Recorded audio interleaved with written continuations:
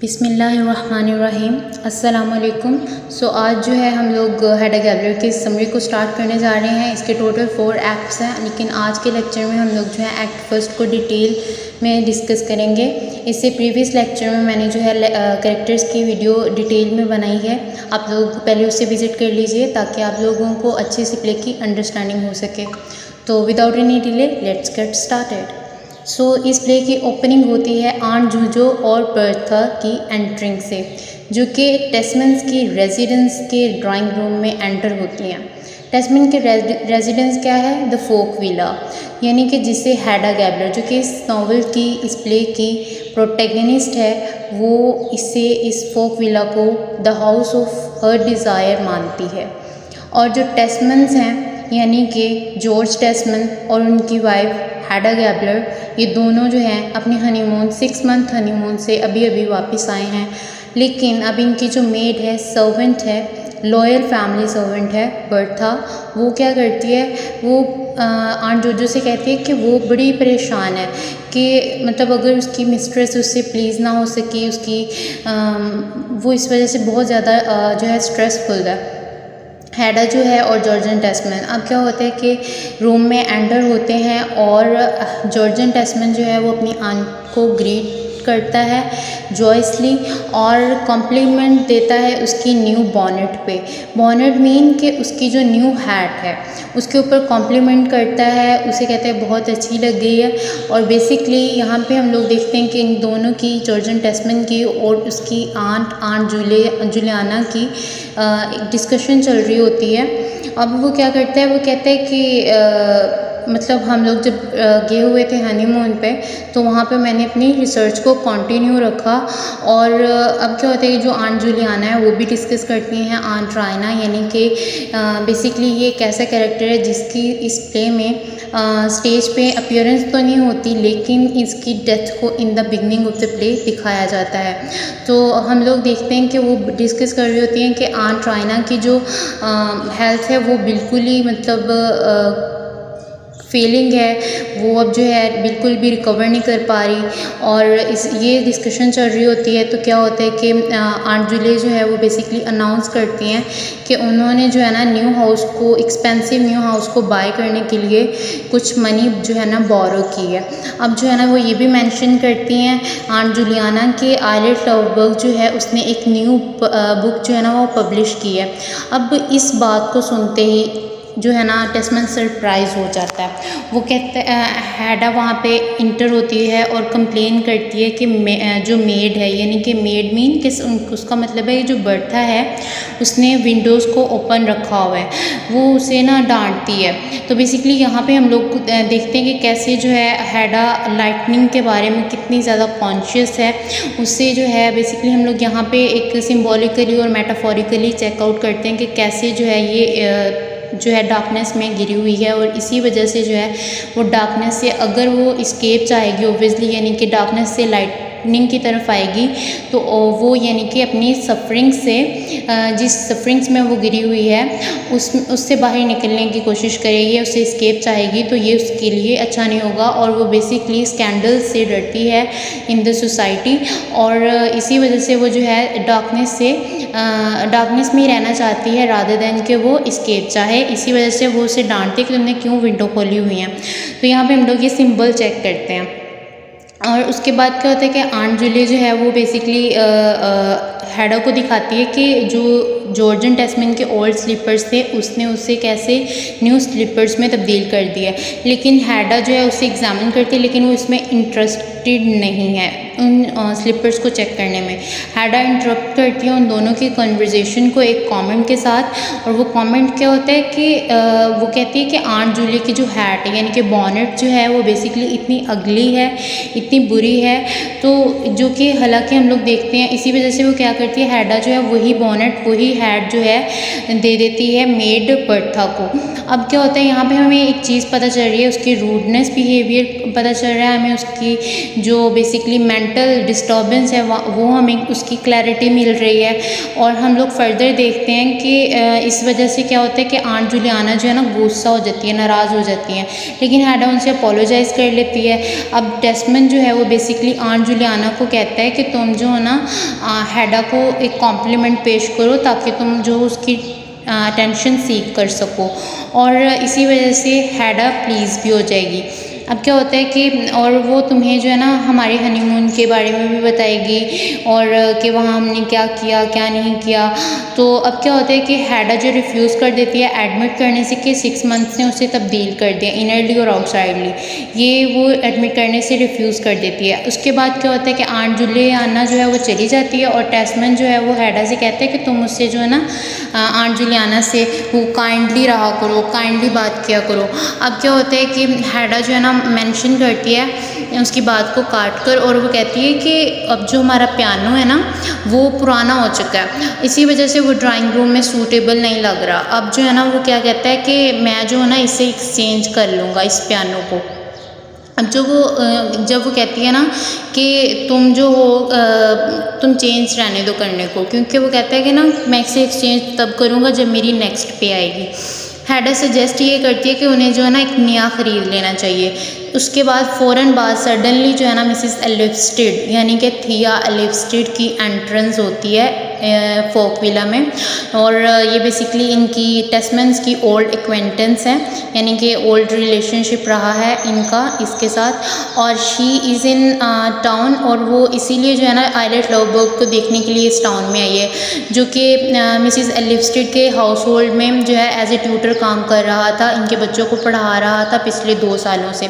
Mrs एलिफ्स्टेड जो है टेस्मन को इन्फॉर्म करती है कि आइलेट लवबर्ग जो है उसने 2 सालों से जो है ना शराब पीना छोड़ दिया, और वो ये भी करती है कि उसे अब डर है कि कहीं वो इस सिटी में वापस ना आ गया हो, और इसी वजह से वो जो है ना उसके ऊपर नज़र रखने के लिए उसे फॉलो करते हुए यहाँ आई है इस टाउन में वापस। और वो ये भी टेस्मन को बताती है कि कैसे आइलेट लवबर्ग ने एक न्यू बुक को पब्लिश किया है जिसने एक ट्रिमेंडस सक्सेस जो है ना वो अचीव कर ली है।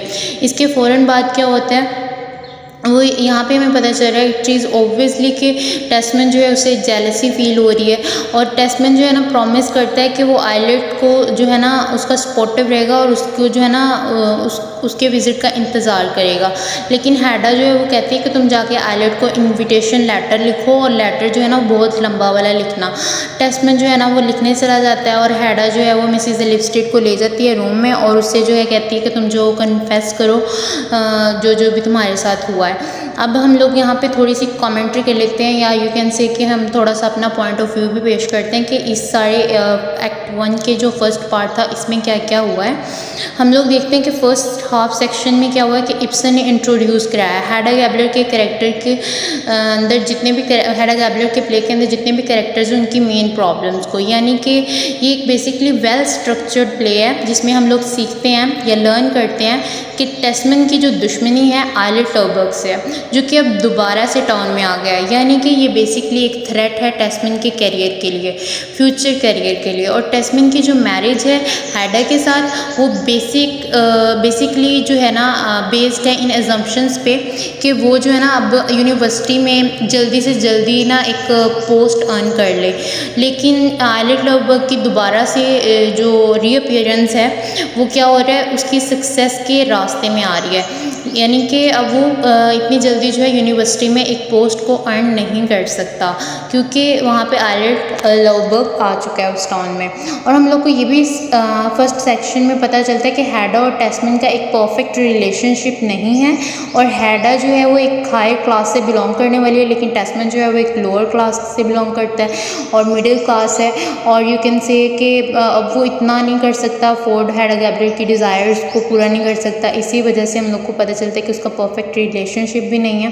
And even before she enters we see that कि बर्था जो सर्वेंट है इस फैमिली की, वो डरती है कि हैडा जो है ना अब उससे प्लीज़ नहीं हो सकती, अब उससे खुश नहीं हो सकती। एंड इंडीड हम लोग ये भी चेकआउट करते हैं कि जब हैडा की एंट्री होती है तो वो इमीडिएटली कंप्लेन करती है कि बर्था ने क्यों विंडो को ओपन कर दिया। तो यहाँ पे हमें उसकी रूडनेस का भी पता चलता है, उसके हाई स्टैंडर्ड का पता चलता है, और ये भी पता चलता है कि उससे प्लीज़ करना इट्स एन इम्पॉसिबल टास्क। और उसके बाद ये इस इंसिडेंट्स से भी हमें पता चलता है जो कि उसने आंट जूलिया की हैड के ऊपर एक कॉम्प्लीमेंट दिया, कि यहाँ पे हमें हैडा की ऑब्स्टिनेट पर्सनैलिटी का पता चलता है।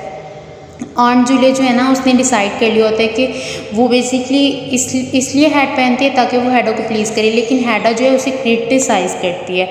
टेस्मन जो है, हम लोग टेस्मन को भी देखते हैं कि टेस्मन जो है हैडा को वार्निंग देता है कि तुम जो आंट जूलियाना के साथ नाइस रहो, लेकिन हम लोगों को ये पता चलता है कि हैडा की रूडनेस जो है ना बेसिकली इसकी रियल प्रॉब्लम है, जो कि इसे ट्रेजेडी की तरफ ले जाएगी। और हैडा जो है स्पॉइल्ड हो चुकी है और वो हर एक से बैडली ट्रीट कर रही है, जैसे कि बर्था और जूले से। और आंट जूलिया बेसिकली इसका शॉर्ट नेम है जूलियाना का, और आंट जूलियाना को जूजो के नाम से भी जाना जाता है और आंट जूले के नाम से भी जाना जाता है। ये बात आप लोगों ने याद रखनी है।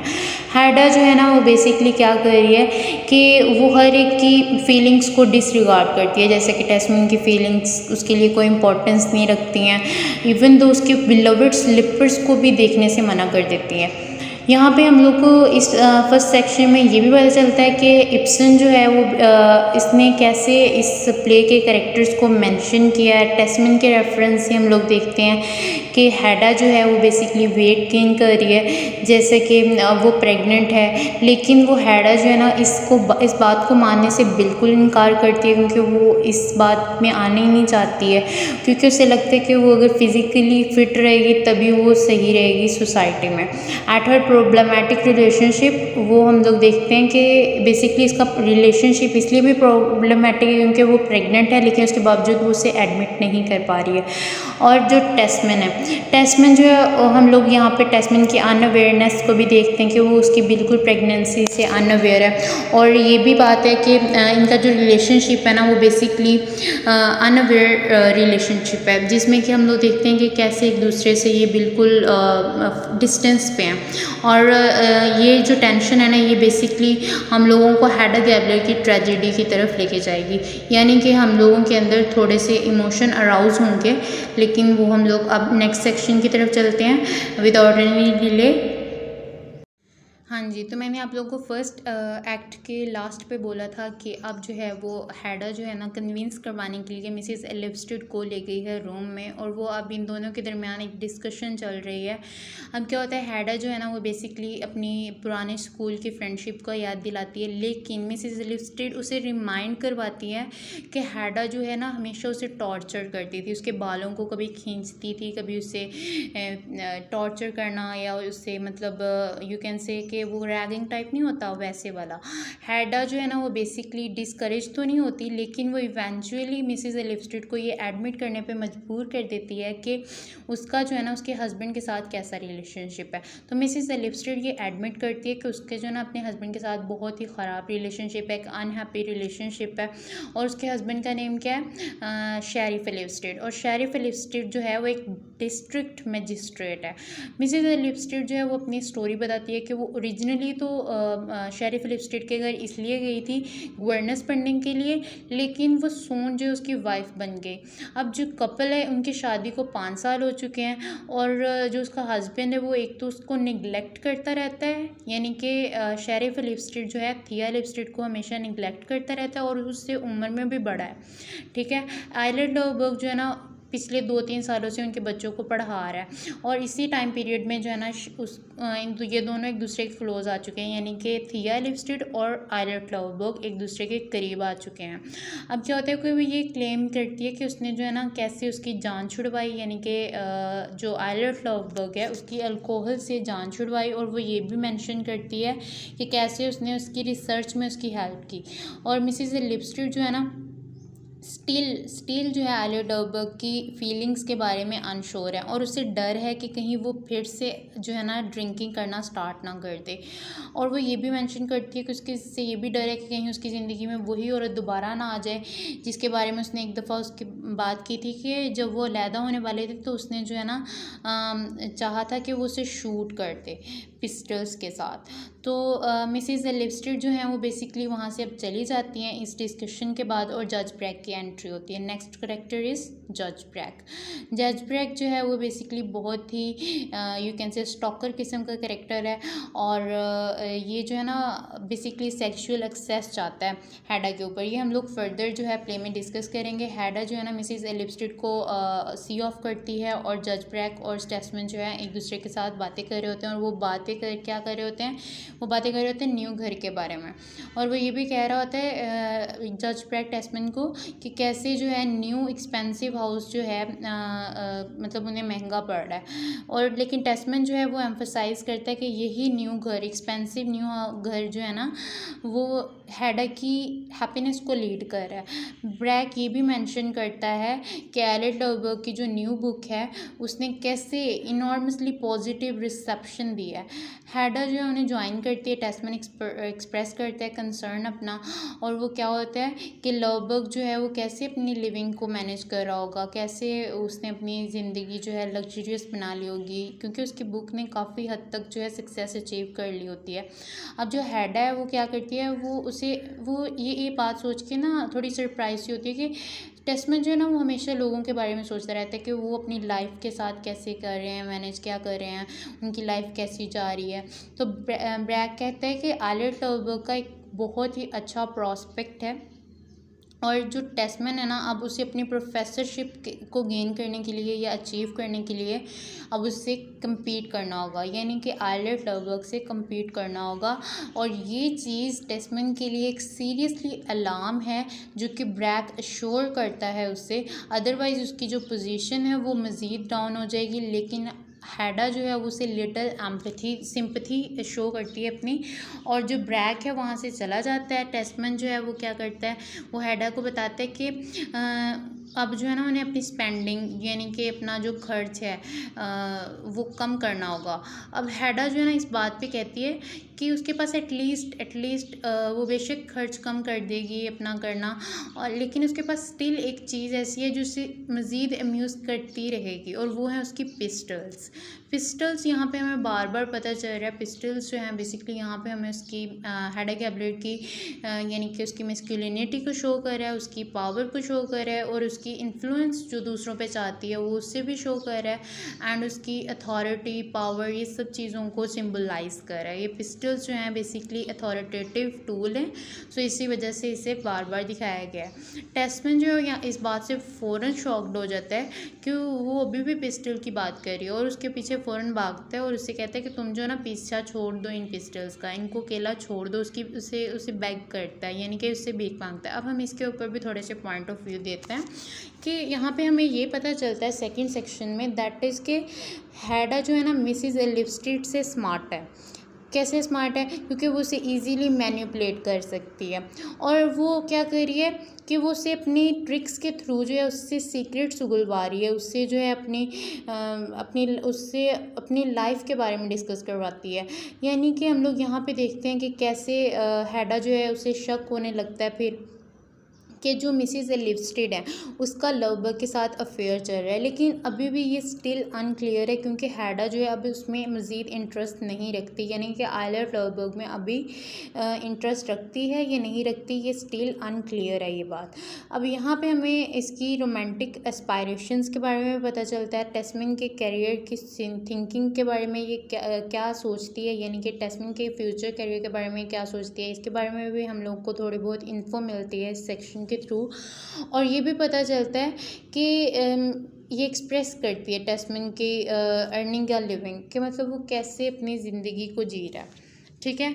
और मिसेस लिपस्टिक जो है ना बेसिकली एक ऐसी वुमेन है जो कि एक आदमी से दूसरे आदमी की तरफ जाती है। अपनी नीड्स को पूरा करने के लिए। And she becomes one man's governess then later becomes his wife. और ये तो हमने बात क्लियरली पढ़ ली थी। नाउ हमें ये लगता है कि सफरिंग्स जो है ना वो बेसिकली उसके हस्बैंड की निगलेक्शन की वजह से वो फेस कर रही है। कौन फेस कर रही है? दैट इज़ द थिया लिपस्टेड। और ये भी हमें पता चलता है कि अब वो कैसे ट्यूटर के साथ अटैच हो गई है, बिकॉज उसका हस्बैंड कॉन्टीन्यूसली उससे निगलेक्ट कर रहा है। और अब इसी वजह से वो क्या हो गई है, ट्यूटर के साथ अटैच हो गई है। और क्योंकि जो आइलेट है उसने एक स्कॉलरली बुक पब्लिश की थी, और इसी वजह से हम लोग देखते हैं उसकी इंटरेक्शंस जो हैं हैडे के साथ वो भी हम लोग को पता चलती हैं। और इंटरेक्शंस कैसी हैं कि मिसिज लिपस्टेड ईजीली मैनिपुलेट हो जाती है उससे। और आइलेट लवबर्ग हम लोग देखते हैं कि ज़्यादा स्मार्टर है मिसिज लिपस्टेड पे, मिसिज एलिस्टेड से, जो कि क्योंकि उसके ऊपर लीड कर रहा है। जब टेस्टमैन को ये पता चलता है कि मतलब अब जो है ना उसकी यूनिवर्सिटी में पोजीशन बरकरार नहीं रह सकती, तो वो क्या करता है, यहाँ पे हमें उसकी पर्सनल वीकनेस का पता चलता है। और at the very beginning of the play Tesman को जो है एक डिग्निफाइड मैन है, लेकिन ये स्टील हैडा से लव करता है। हम लोग देखते हैं ये कैसे कॉवर्ड है, ठीक है। इब्सन ने कैसे अपने करेक्टर्स के फ्लॉज को रिवील किया है at the end of the play. हम लोग नॉट ओनली के प्रोटेगनिस्ट के करेक्टर के फ्लॉज के बारे में देखेंगे, बल्कि हमें जनरल जो ट्रेजिडी होगी at the end of the play, ये हमें एक रिग्रेट फील होगा, क्योंकि इसके बाद आप लोग डिफरेंट थॉट्स आप लोगों के माइंड में आएंगी। होप सो आप लोगों को आज का लेक्चर बहुत अच्छा लगा होगा और अच्छे से समझ आ गई होगी। और अगर आप लोगों को अच्छा लगा है तो काइंडली मेरे चैनल को सब्सक्राइब कीजिएगा, लाइक कीजिएगा, एज वेल एज शेयर कीजिएगा विद योर फ्रेंड्स। दुआ में याद रखिएगा। इंशाल्लाह नेक्स्ट लेक्चर पे मुलाकात होती है। ओके, अल्लाह हाफिज़। Next lecture will be about the act number 2। Okay, अल्लाह हाफिज़।